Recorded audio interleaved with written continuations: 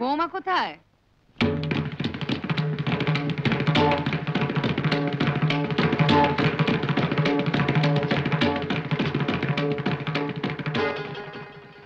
তোমরা যাও।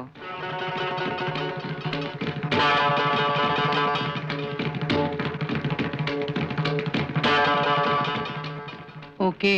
ও দীপঙ্কর। কে? দীপঙ্কর কে? ও দীপু, আমরা কালীঘাটে একই বাড়িতে ভাড়া থাকতাম। জানো সত্যি হলো কি? ও তুমি ব্যস্ত? ঠিক আছে, আমি পরে বলবো। না তা বেশ, সময় সুযোগ বুঝে পুরনো বন্ধুটিকে খালি বাড়িতে ডেকে এনেছো তো? আজ ওর জন্মদিন। যার তার জন্মদিন করবার জন্য কি তোমাকে ঘোষ বাড়ি বউ করে আনা হয়েছে? না না, আসলে আমি বসবার ঘরে অপেক্ষা করছি, তোমার সঙ্গে আমার কথা আছে।